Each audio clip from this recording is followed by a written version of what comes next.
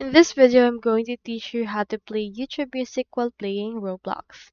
I have in here this forum from the Creator Hub about background music stopping when opening the Roblox mobile app.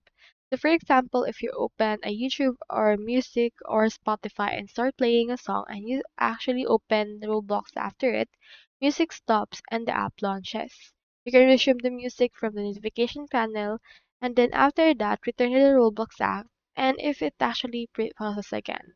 However, the actual option right here into this part is because only the iOS devices are actually affected by this particular feature of Roblox.